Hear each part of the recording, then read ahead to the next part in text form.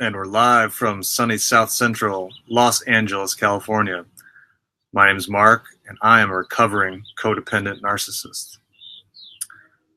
There's a huge difference between acting and being. I'm not really here to be a human actor. I'm here to be a human being. I mean, that's what they call us, right? Human beings. And for me, the difference is really between thinking and feeling, or intellectualizing and being. And this may not seem like much of a difference, but to me, it actually makes all the difference in the world. To be unconditionally loving to myself, what really does that mean? To me, it means not thinking that I'm doing something, but to actually do it. It means that I have to actually love myself and not just think that I love myself. And to do that, I really have to put in the work. And that starts with simple things, such as just encouraging myself every day, or maybe every hour, or maybe every second when I need it. It means that I really have to continue healing that inner child, which is really healing myself. So what I've started is just some simple affirmations. And what affirmations are is learning through repetition. These are things I never really heard when I was a kid or ever. And these are things that I never tell myself. Some affirmations that are pretty simple that I just say is like, man, Mark, you're killing it. You're really doing a great job. You're doing your best. You're doing your best, and that's amazing, because your best is starting to become really good. Mark, I love you. Just telling myself these things every single day, every single hour, anytime that I need it, really feels good. Because most of the time, that voice, that monkey mind that's going in the back of my head does not say these things about myself. Usually it's quite the opposite. It's constantly judging myself. Because I missed the step in learning to love myself as a kid. I had no template to understand what love meant.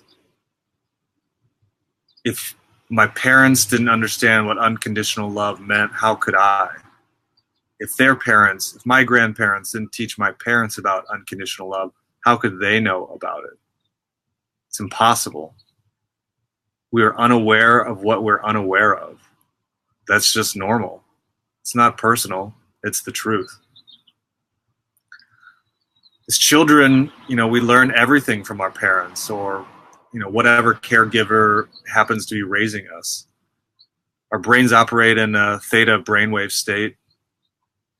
So we learn just by soaking up our environment. That's why we don't have to teach children how to walk. They just figure it out by looking at us.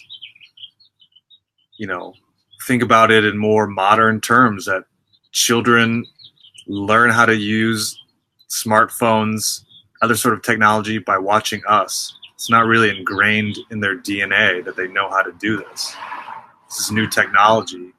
They just soak it up. They just soak it up by watching what their parents do. After that age, after the age of 7 or 8, human children don't learn by soaking up their environment. Our brain waves change, to alpha and beta. We have to learn through repetition. We have to learn things by doing it over and over again. That's why these affirmations eventually sink in. It's because what I'm doing is retraining my brain. I'm remapping some neural pathways. I'm teaching myself. And you have to do it through repetition. That's why just reading a self-help book or watching a YouTube video won't work. You've got to do it over again, and you've got to integrate it into your life. So if our parents don't have the template for unconditional love, then there's no way that that template becomes downloaded into our programming. Like I said, we're unaware of what we're unaware of. But the good news is that it's possible to change, and that's fucking exciting. For me, it really started with owning the fact that for most of my life, not only have I not loved myself or not liked myself, but it's been quite the opposite, that I really dislike myself or really do not love myself. I constantly judge myself. I constantly judge just about everything about myself.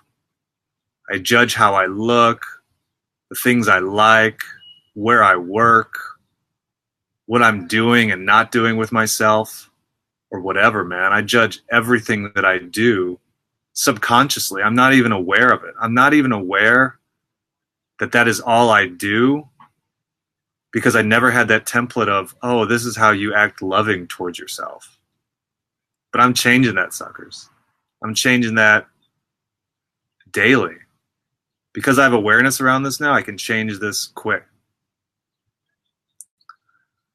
You know, once I've owned that I'm not very loving to myself, and that I admit to myself that I'm kind of mean to myself, I'm actually really mean to myself, I really want to change. Because honestly, I would never look at a child and judge them, or tell a child that they weren't good enough, or they were failing, or judging the shit out of them. There's no way I'd ever do that. You know, I might have an adult's body, but emotionally, I'd never learned these steps that are important for your emotional development, into becoming an adult human. And I think that's a problem with most people, actually. Most people don't love themselves. And that's probably one of the biggest issues that we as a human species have right now. Loving thyself is really a major step inward. Loving thyself allows me to see the world in terms of really who I am and not what the senses do to me. You know, it's really seeing the words not in the spell that the senses put on us. And when I think like this, I can see a way out. And what is outside of my experience really determines who I am. But this is not true. When I can understand myself more, I can better understand who I really am. I am not my thoughts. I am the observer of my thoughts. Whoa. I mean, every time I think about this, I really have to think about it for a long, long time. It's so mind-blowing of a concept that I don't understand, that I have not fully integrated.